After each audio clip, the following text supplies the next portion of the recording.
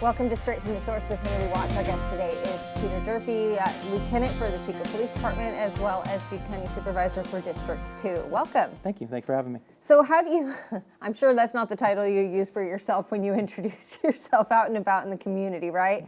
And those are just a couple of the hats that you wear. We were talking earlier about your years working in baseball as an umpire. How did that get started? It was funny. I started at 10 years old. Okay. Here in Chico. Yeah. My dad was a local umpire. And I said, hey, Dad, I want a TV in my bedroom. Okay. He's like, you're 10. Get a job. Right. I'm like, Dad, how many 10-year-olds do you know have jobs? And he's like, well, let me get you into baseball. So he got me into umpiring at 10 out at Chico West Side Little League out by the airport. At that point, there was actually only one Little League in town. So he got me into umpiring, and I slowly worked my way up through the Little League ranks, I guess you could say.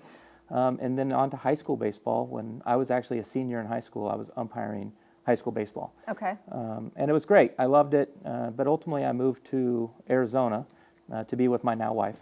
She was going to school down there. And we were in Tucson. And then I just got into I watched some minor league baseball on TV and watched some live there in Tucson. It was the Tucson Toros at the time. And I took a shot and went to umpire school. And umpire school's in Daytona Beach, Florida for 5 weeks in February. There's worse places you could be. Right. But it's Top Gun. There's 300 students and maybe 20 get a job in the minor leagues. Okay. So I was very fortunate enough. I started in the minor leagues and worked hard, worked my way through rookie ball and A ball and double A and triple A, and ultimately, got my cup of coffee in the big leagues, so to speak. I'll never forget the date, September 15th, 2005. I'm playing golf with a friend because the minor league season was over, and the call came.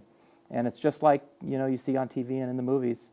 I got called up to the big leagues. So, yeah, so it was great. I went to Arizona that day. I got called at 7 a.m. It was a 1 o'clock first pitch. Yeah. So fortunately, Phoenix was only like an hour-and-a-half drive. Drove to Phoenix and umpired my first game in the major leagues. And it was Colorado Rockies and Arizona Diamondbacks. And it felt like, it was about an hour and 15-minute game because, the excitement, the 50,000 people cheering, and ultimately it was like 3.5 hours. Right. But it was great. My wife was there. My daughter, who was about a year old at the time, she got to go, and it was just a great family event for me, my first game in the major leagues. So who is tougher on umpires? Major league, minor league fans, or parents of high school? And Now, Little League parents are the worst because they all believe that their kid is the next Mark McGwire or Barry Bonds. Oh, yes. Right? Which they should. Right. As a parent, you want to support your kid. Yeah. But that's what I've learned is we want you to support your child. We don't want you to worry about the umpire that's out there maybe volunteering their time. Yeah. They're not perfect. Right. So as you work your way up, it becomes a job. Right. It's a profession just like anything else. And I worked my way up through the minor leagues and into the big leagues with some of the greatest players of all time. Yeah. Buster Posey was in the minor leagues with me. So when Moneyball came out from the A's, the catcher, Jeremy Brown, he was what Moneyball was all about. And he played at Alabama, I believe, and when the whole Billy Bean story and whatnot, well, I had him in the minor leagues in Double A in Midland, Texas, with the A's organization. So you work your way up through the ranks with these men, and ultimately, you work in the big leagues with them. So it was a great career, and I'm glad I got to do it. Did you ever question your judgment or kind of feel shaky about a certain call that you made, or you always felt confident? When you make the call, you always believe you're correct. Okay. However, we all know that we're human, and we all make mistakes. Right. And yeah, when I made the call initially, I thought I was right. Right. And yeah, I made a lot of mistakes. When you're making 300 decisions about a ball or a strike in a game, and you're coming out with a 90 to 95 percentile, that's pretty good. Right. When you consider that a player, they fail 7 out of 10 times every time they come to bat, and they're a Hall of Famer. So they fail 7 out of 10 times. If I failed 7 out of 10 times on pitches, I'd get fired. Right. Right. But Hall of Famer, if you're a hitter and you're successful, you hit 300, you're doing really well. Yeah, interesting. What do you think about AI kind of supporting right now? Because aren't they using AI to support umpire calls in major leagues? Yeah, they're going to where they can review. Yeah. And I'm all for it. And so are the umpires, because ultimately that's what you want. You're not there to get calls wrong. Right. You want to get the call right. So if you do make a mistake and it's a correctable error, let's correct it. Right. Right? It's just like you and I doing what we do. If we make a mistake and we can correct it, well, Oh, yeah. let's get it right. Yeah, we'll take all the support, all the extra eyeballs Yep. we can take. Absolutely. Because that's the goal, is Right. accuracy, and you want to be correct. Yeah, 100%. Okay, so, and you also mentioned that, like, for the first Major League game, your family was there, your daughter was so young at the time, and you mentioned that your wife has said that you've had some of the coolest jobs. Does your daughter still think you're cool? Even in law enforcement, yeah, she still supports Dad. Yeah. You know, maybe not as much when she was in her teens. Yeah. But now my daughter, she just turned 21 recently. Oh, wow. So we were able to take her to Nashville. Nice. And she's got to celebrate her birthday. And so it's been great. She likes being around her parents again at 21 years of age. So, and she's great to have around. So. Yeah, okay. Nashville, how come? Did you guys have interest in country music? No, we thought, I mean, I like country music, yeah. but I also, you know, Nashville's a great place to go. Yeah. Great place to visit. The weather was right. It wasn't too hot yet. Nashville's just a great city to. It's so cool. Yeah, it's a great place to visit. I need to get back there. I haven't been since I was in my 20s too, Yeah. and I came home with 3 pairs of cowboy boots. And yeah, because it was buy one get 3 free. Yes. Yes. You know the store. Right on Broadway. I couldn't resist. Yeah. Absolutely. Yeah. That's funny. So I think maybe one of the first times you and I met was when you were a school resource officer, working primarily out of the Chico High School, Yep. but you know, covering all the campuses. Now that program is gone now because the grant funding for it ran out. I know they're trying to bring it back. What was your takeaway of that experience and having that resource available for our kids? So I've done multiple jobs at the police department throughout my career. That was by far the best job that I've ever had. Yeah. I went from a career that is 95% enforcement to something that is 5% enforcement. And it's all education. Yeah. And, you know, hanging out with the kids you know, on campus at the time, I see them now like going into bars, and I start to feel old. Right. But, you know, they're good kids. And I was really pleased I got to go back to my alma mater and do it. You know, to go back to Chico High School where I went to school and played football, and, you know, all the memories.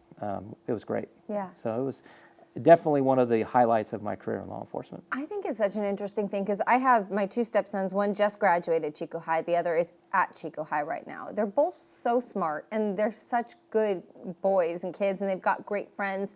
But it's just kind of stunning to me how much more teenagers are exposed to now than when I was in high school. I didn't even know what certain things were. I never saw what they looked like when it came to drugs or smoking cigarettes, that kind of stuff. And I feel like that young people are just exposed to so much, and temptation is everywhere. And they'll tell me things like, oh yeah, you go into the bathroom at Chico High School and kids have like vapes out of their sweatshirt, like the drawstrings on a hoodie. Mm-hmm. I mean, did you see all of that stuff? Do you feel like it's as prevalent as parents fear? It is prevalent, Yeah. Unfortunately. You know, and like you said, the youth, the pressure they have on them, not only to do well in school, and if they do athletics, you know, what's after school, are you going to college, are you going into the workforce? And then you add these pressures too, as far as, you know, whether it be vaping or, you know, drugs, alcohol. Yeah. And it's hard to be a kid right now. Yeah. You know, it's hard to be a kid. But I think, you know, parents, we can educate. But on top of that, you have, you know, other leaders within the community, like your school resource officer or your principals or your assistant principals at, you know, your school, that it's okay to lean on now, where I don't think it was as okay to lean on those folks, you know, maybe 20 years ago. Yeah. They were looked at maybe in a different light.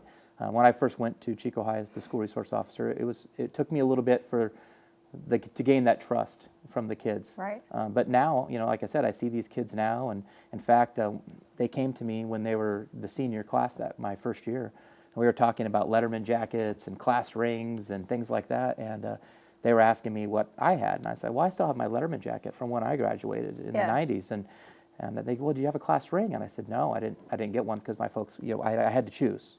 We couldn't afford both. Yeah. So, and they're like, oh, okay. So these kids went out and purchased a class ring for me. Oh, that's so cool. It was awesome. I love Yeah. that. It was great. Oh, that's had my year on it, and it said his police officer, and has my badge number on it. So, That's yeah, really it was cool. really great. Oh, I love So. that. So at this point, yeah, I know the schools are trying to get school resource officer of some sort, but where do you stand on just having like an armed presence on campus when it comes to school security? Like having, even if it was a hired security guard versus, I mean, I know people have even pitched the idea of teachers that have like CCW permits. What do you think? I mean, is that extra layer going to help in a crisis situation? Well, I think it started when I first started there, myself and the principal at the time, Doug Williams. That's the first time that we actually fenced in Chico High. And there was a lot of pushback on that. But we knew that our kids are our most valuable commodity, right? We got to keep them safe. Yeah. So we thought that was the first layer of that, keeping them safe. It's when you're a historian and you saw the front of Chico High prior to the fencing, you were like, yeah, I don't really care for it. Right. However, if we can keep our kids safer by doing it, then that's the ultimate goal. Yeah. So in the same light, if we keep our kids safer by having a law enforcement presence, on campus, then I'm all for it. Right.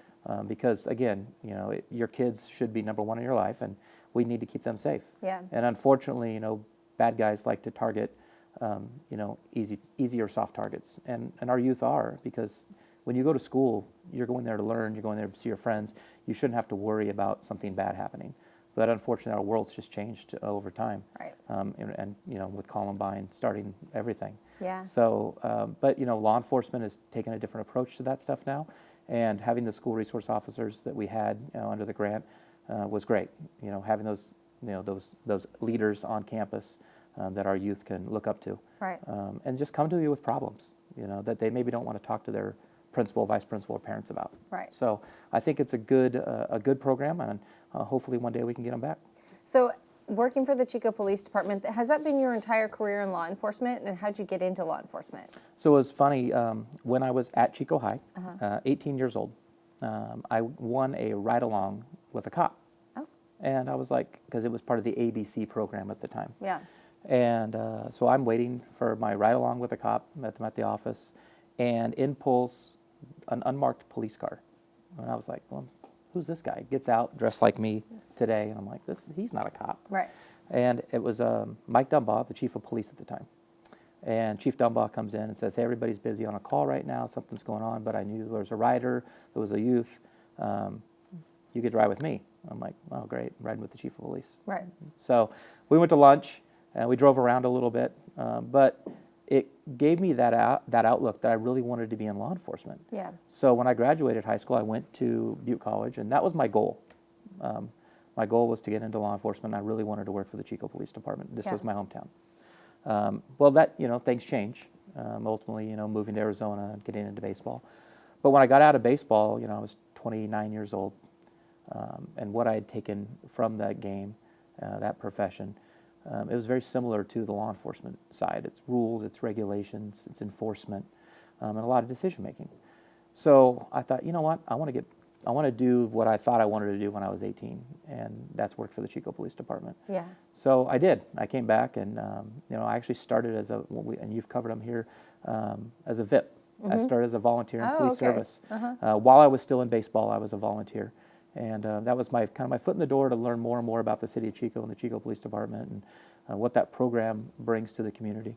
And then ultimately, at the age of 30, I went to the academy and was hired by the city of Chico in October of 2008. So, have you always been like very by the books, following the rules kind of person, or do you feel like being an enforcer of the rules kind of makes you hold yourself to a higher standard? Or do you break the rules all the time? No, I think we do hold ourselves to a higher standard. I think we need to. Yeah. Because when people see me in the community, I am obviously a public face, and they know what I do, not only on the law enforcement side, but on the political side. And, I believe they expect me to be that higher standard as well. So, I think I hold myself there. Don't get me wrong. We've talked about earlier, I make mistakes just like everybody else. I do things probably that I shouldn't have, whether it be, look down at the speedometer and you're going a little too fast. Or, so, yeah, you hold yourself to that higher standard. It's just trying to meet that higher standard sometimes is very difficult. Yeah. Yeah. And I've got to ask you, because we've recently had press releases come out of Chico Police Department about certain officers who had like relationships that they shouldn't have with either suspects that they encountered, or maybe just a romantic partner, but doing things on the job that they shouldn't have. Do you feel like overall the culture at Chico Police Department is high standards of ethics and morals, and these were sort of anomalies? Or, I mean, do you ever feel like there's maybe like a boys club thing going on and like a challenge? Like, what have you observed? Well, just in my 19 years that I've been there, yeah, you have people in these outliers like you've talked about. But I would say I'm very proud to represent the men and women of the Chico Police Department. We have great people that we work with. And they love their jobs. Yeah. So yeah, just like in any profession, we're human beings, and where you run across a bad plumber or a bad roofer, Yeah. or somebody that maybe they get sued for other reasons, right, civilly, Right. For maybe work that they performed not to the level that it should be. There's no difference in policing. Yeah. We're human beings, and that are going through a program in order to hopefully protect the communities that we Right. serve. But unfortunately, yeah, sometimes these things do happen, and but it's not I will say it's definitely not the norm. It's interesting the situation that happened with George Floyd and the movement that came about as a result of that. We definitely saw this widespread call for accountability right across the nation. But you also saw this kind of just negativity from some, not from everybody, toward law enforcement in general. But it's kind of like you said, it's so hard to say. Like, how could anybody ever just make the assertion that, oh, all police are abusive or power hungry? But at the same time, you can't say the full opposite either, that just because somebody is a police officer, trust them 100% completely. I don't know. I mean, it's a tough thing when someone has that much power, right? Well, and it is. You have to trust the process as far as us getting through. The background investigation is very, very difficult to get through, and ultimately the goal is to get good people in those positions, and not just police officers, our dispatchers, our records clerks. We're not while you might see the blue uniforms out there, it takes a team. It's an army of folks that work at the police department to make things happen, and we have good people. Yeah. And what's great about you brought up the George Floyd incident. While people were very against law enforcement, right? The pushback was pretty bad around that time. You didn't see that here. Right. You didn't see that in the city of Chico. Yeah. Because we have good people, Yeah. good men and women that wear the uniform every day, and our community supports us. And I'm very, very proud that they do. You're going to have the outliers. I get that. But for the most part, this community supports law enforcement, whether it be the Chico Police Department, the Sheriff's Office. They're always supportive of us that I've seen. Yeah. What I deal with there on the daily basis. So I have a question for you about like cameras, body cams, and people with cell phones. So to back up a little bit, so I did this event with the Sheriff's Office where we got to do these kind of scenario trainings where you're acting as if you're a deputy, right? And you're in a scenario like, what would you do? At what point do you draw your weapon? At what point do you potentially fire your weapon? Or do you just try to verbally de-escalate? And having to like make those decisions in this crisis, high stress situation, already incredibly tough. Do you feel like having the body cam, or if somebody had their cell phone out watching, there's eyes everywhere now.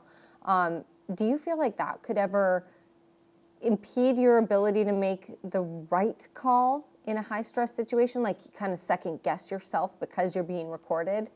I think maybe when they first came out, but now we're so used to it, and we're supportive of the body cams. Yeah.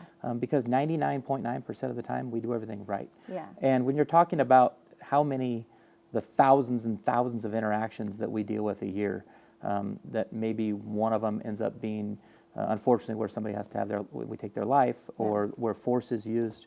For the most part, we deal with, like I said, thousands of interactions. Right. Where everybody goes home and everyone's thankful that you were there, and it was overall a great interaction. So I'm a supporter of the body cameras. It not necessarily for me. For me what it does is it shows the public that we've been doing everything right. Yeah. Before it was just me saying, oh no, I did it the right way, and then I wrote a report about it. But now they can actually see that I did it the right way. Right. So we're supportive of it. I'm Yeah. like, we have nothing to hide. Full transparency. It's like, Yeah. this is what happened and this is how we acted. Yeah. So yeah, I mean, I'm a big fan of the body cameras. I'm glad we have them. And then again, it just shows the public that we do things right as law enforcement. Yeah.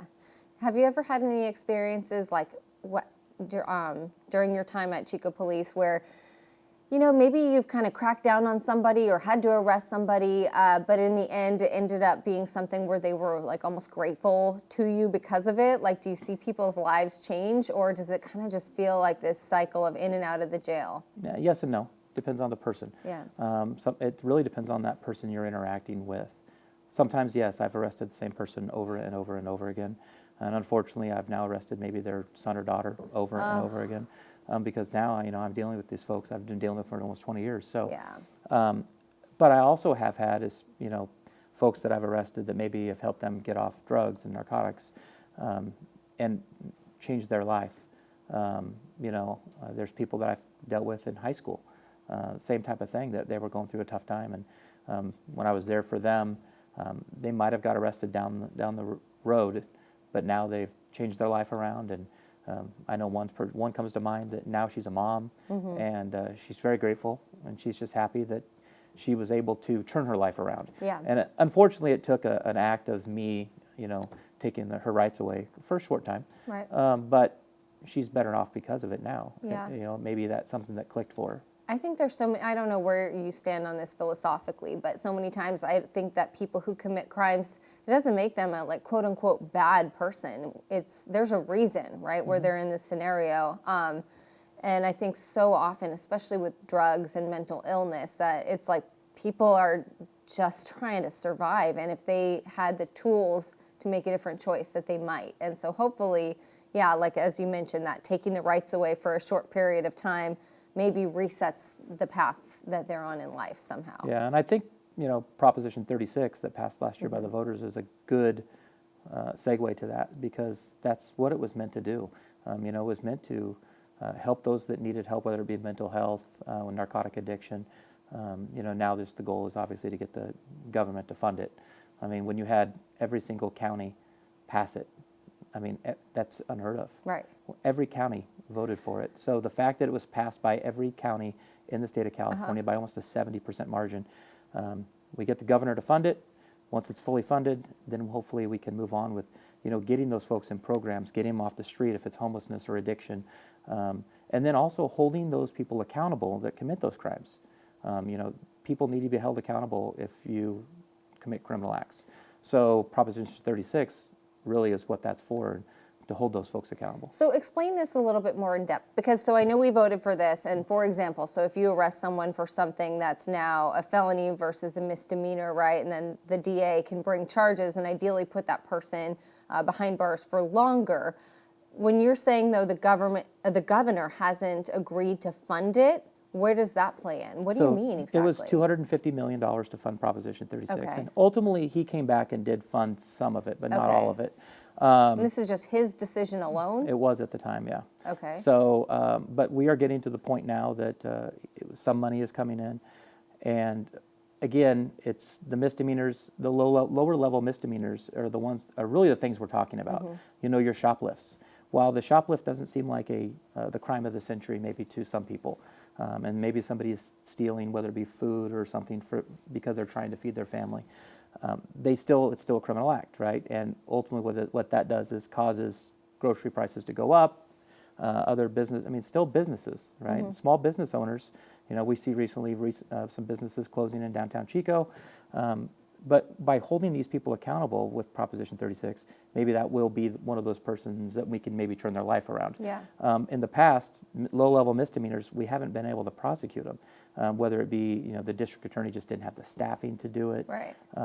That was the biggest thing. We didn't have enough deputy district attorneys to prosecute those lower-level crimes to hold those folks accountable. But hopefully, with what we've done recently at the Board of Supervisor level, hiring 102 new positions throughout public safety to include your deputy district attorneys, hopefully giving our DA, Mike Ramsey, the tools that he needs to hopefully hold those folks accountable. So when supervisors approved that funding, was it because the money that was a little bit of what Governor Newsom had agreed to release via Prop 36 support? Unfortunately, no. Oh, so that was just local dollars that was our Measure H. Okay. Then when Measure H passed, that gave us the funding that we needed to expand our sheriff's office, to expand our probation department, to expand our deputy district attorneys, our jail, as well as our libraries. Yeah. So the folks in this community, voted for it, they passed it, and that's what the money is earmarked for. It's earmarked for that public safety personnel, for the library, which is open more hours right now than it's ever been. But to give, whether it be DA Ramsey, Sheriff Honey, just give them the tools that they need in order to do their jobs. Right. Right. And my job is not to run the sheriff's department. Right. Yeah. My job is to give. I'm a policymaker, and I give the sheriff the tools that he needs in order to run his department. Right. He is the sheriff, and I will say probably the best sheriff in California. And I just want to make sure that he has the tools that he needs in order to keep our community safe. Yeah, okay. We jumped right into running the county as a District 2 supervisor, but we didn't really talk about what made you decide to take that next step, because, you obviously have so much free time on your hands as a lieutenant and a dad. Yeah, what pushed you into that? So I really, I was sitting in my house with a good friend of mine in December, a year and a half prior to the election in 2022. And I said, hey, I think I want to get involved in politics. I was the former president of our Police Officers Association, so I dealt with the political realm a little bit. And I just wanted to serve my community in another way. And I thought I'd be good at it, right? You never sign up for anything you think you would be lousy at. Right. Hey, I would think I wouldn't be lousy at this, so I'm going to go ahead and try for it. I thought I would be a good supervisor. I think we have a great board, and I wanted to be a part of that. And so ultimately we decided to take a shot. Okay. And it worked out. The voters of District 2 supported me, and we were able to get elected, and hopefully they'll reelect me moving forward. But I touched on the board. We have a great cohesive board of supervisors. The five of us, we all have our strengths. The politician that knows it all is the one you probably want to be wary of. Right. But the one that knows their lane and stays in it are really the ones you want to support. Supervisor Ritter, she's great to work with. Social services, that's her. She's vital at those different things. And Supervisor Connolly, when it comes to water, there's not a better person in Butte County. When it comes to agriculture, the chair, Todd Kimbleshoe, there's nobody else that knows more about agriculture within the board. Yeah. And the Supervisor Teeter's great. And he's trying to rebuild Paradise and continues to do a great job doing so. Yeah. And then for me, it's the public safety ticket. There's of the five of us, I'm the public safety expert just because I deal with it every day. Yeah. So that's why we work so well together. The five of us have our strengths, and we lean on each other for those strengths. Yeah. You don't hear about issues within the Board of Supervisors. Right. You don't see it in the paper, and you guys don't talk about it on the dais here. But Not in Butte County. Not in Butte County.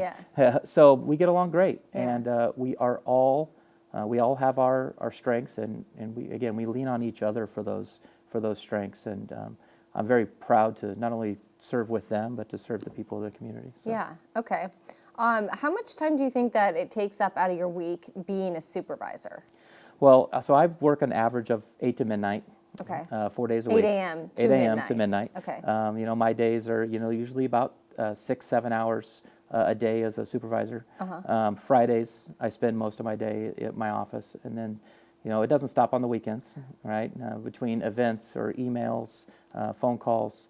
So I probably average between 70 and 90 hours a week for both my jobs. Right. Okay. So yeah, I work hard, but the facts is, you only need 6 or 7 hours sleep. So Debatable. yeah. I'm going to fight for the 8, but Yeah. you said that sometimes you play catch up on the weekends, Yeah, right? but and if you think about it, if you sleep 8 hours, you've just slept a third of the day away. So Yes. I still have 2/3 of the day Right. that I get to again serve the community in two different fashions. Yeah, and hey, if you can do it on 6 hours and not be cranky, then yeah. good. And you don't need sugar. Nope. Okay. Coffee. Coffee, absolutely. But Okay. So not so long ago, supervisors approved a raise for themselves, and there was a lot of public outcry, it seemed like. If you look at certain social media feeds, it's always public outcry. What do you say to the reason why you would vote in support of it? Were we playing catch up, or what was the decision? Well, I didn't vote in support of it. Oh, you didn't? Right. Okay, Yeah. break it down for me. It was myself and Supervisor Ritter voted against it. Oh, you did? Yeah, and I just thought it was too much too soon. Okay. For me, the supervisors way before me had foregone raises in order to give raises to the staff. Okay. Rightfully so, right? I didn't get into this profession for the money, right? I got in it when the pay was lower, obviously. But I got in it to serve, not for any other reason other than that. And when it did pass, I voted against it, like I said. But I just thought it was too much too soon, especially after a tax increase. Again, I think it was needed at some point. Yeah. But maybe the timing, in my opinion, wasn't the right time. Yeah. So realistically, I just thought that's why I voted no. Yeah. The guys that voted for it, their decision.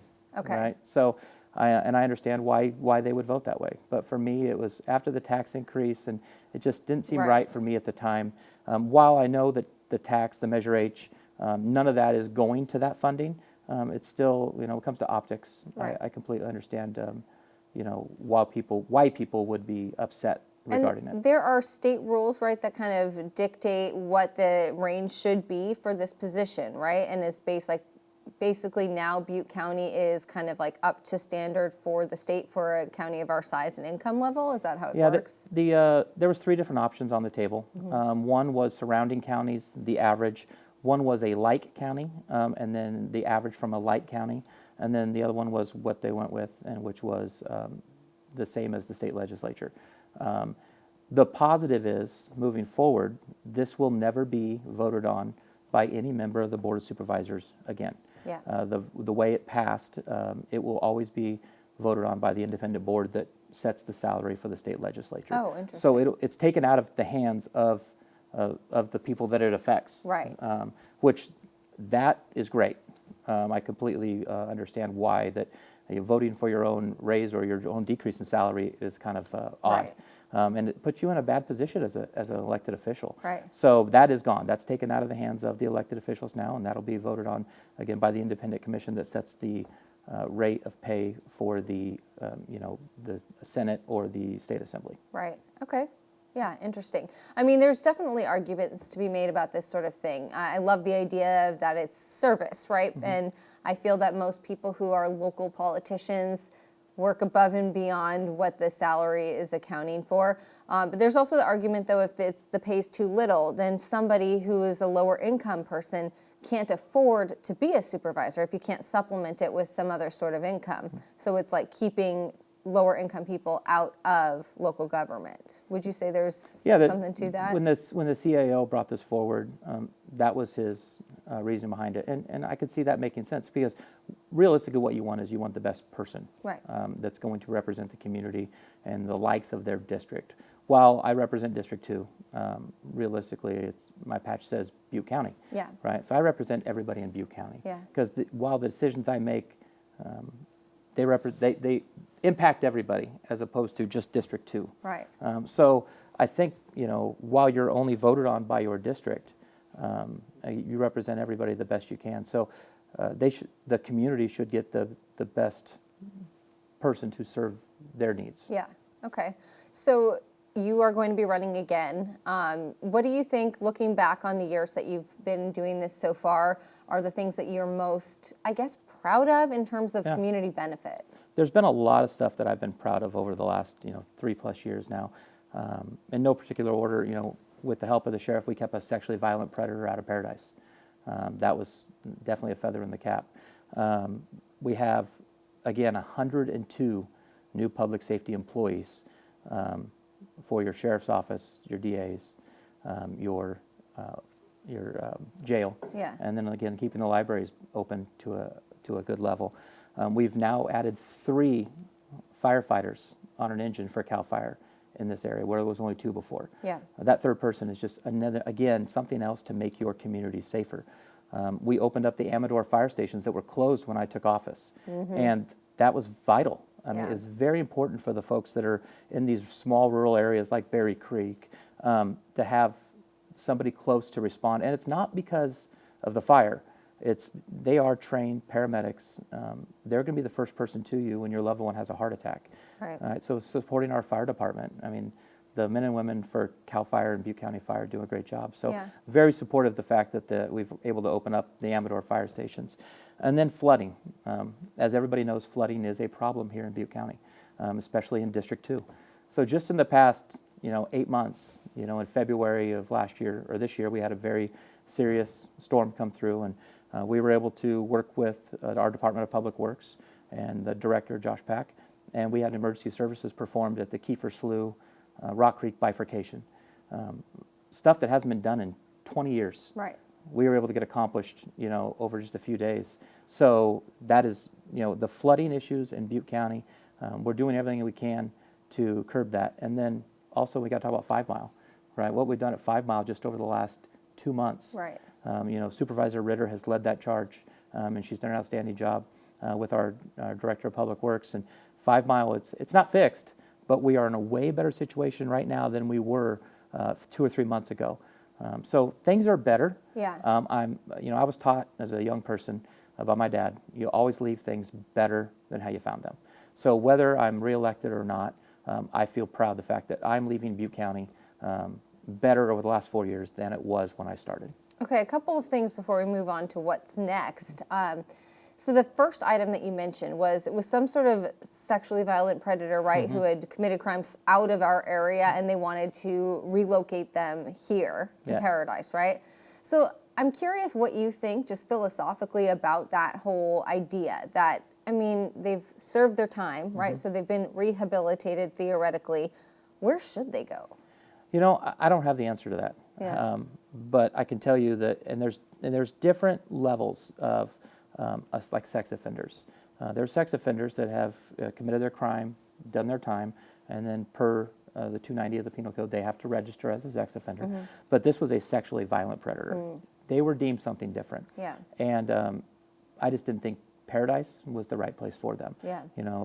To be within close to proximity to schools and youth. No, the answer is no. Right. You're not going to be in our community. So we were able to work that out, and that person was not, assigned to Paradise. They weren't from Paradise. They've never, they weren't from Butte County.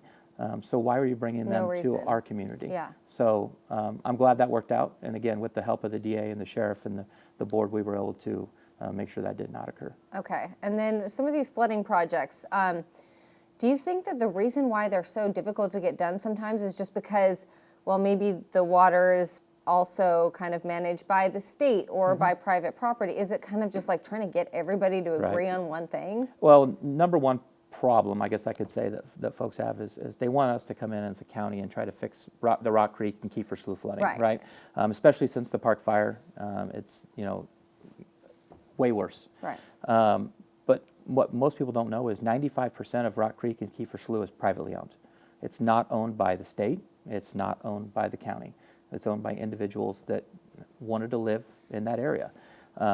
Fortunately, at the bifurcation where it splits, we have a very good homeowner and property owner now that's there. And, they are working with the county and allowing us to go in because we know that that is an area that we need to keep water flowing in both directions. If it's only flowing down one, we see what we saw in February with Highway 99 flooded, having to direct traffic and big rigs down Garner Lane and Kiefer Road as opposed to on 99 where they need to be going.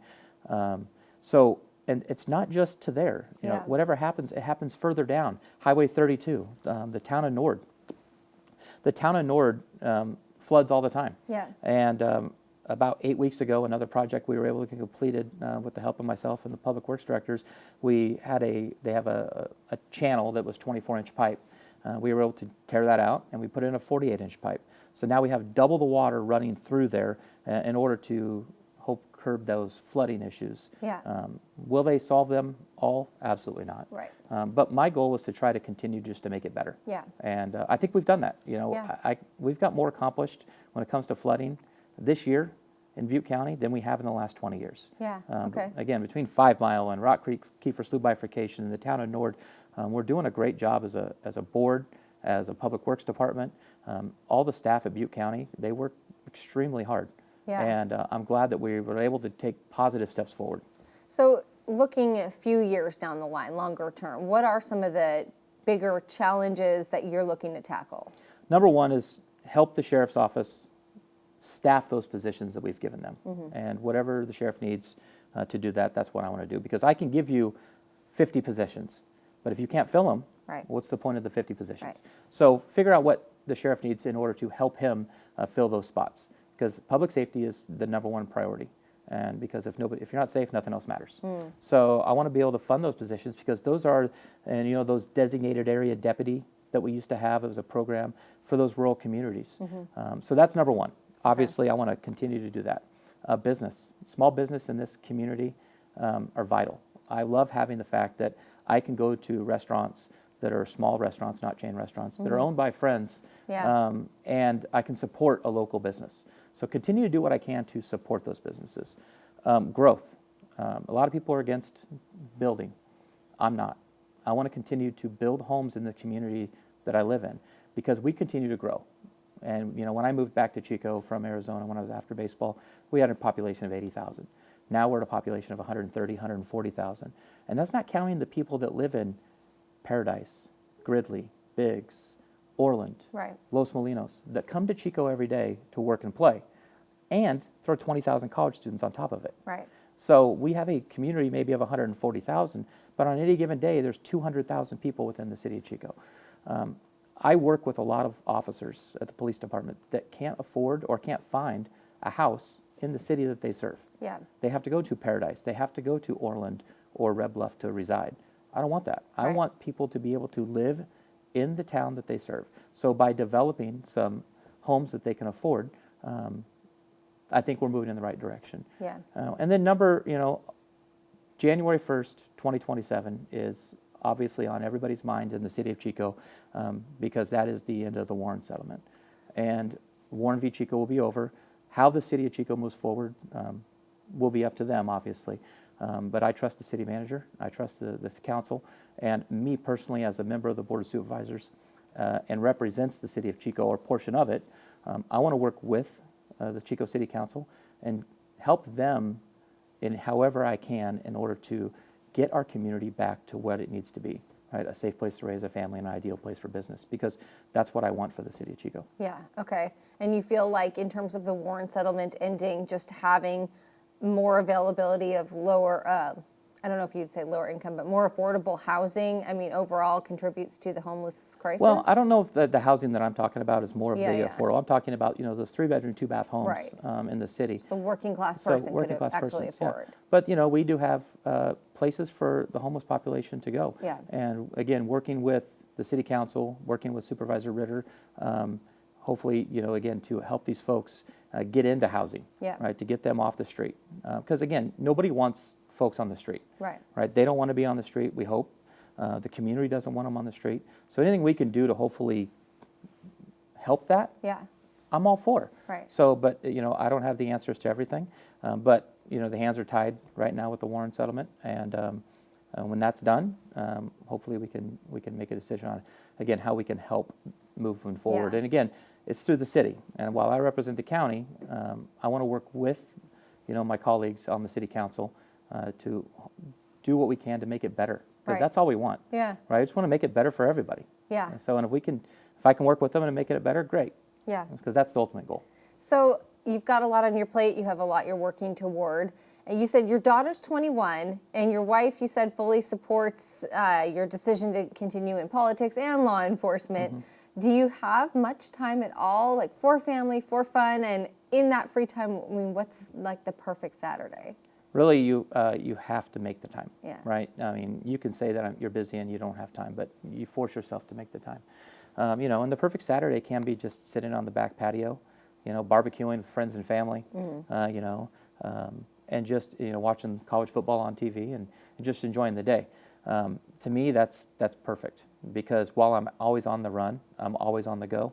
That gives me that time to just decompress, stay at home with the family. And it's as I grow older, I think I've come to appreciate that one-on-one time, not only with my wife but with my daughter and friends. It's important to have that support group, whether it be friends and family, that want to get you to that next level. But it's important to have them not only to support you moving forward, but to support you on those days off.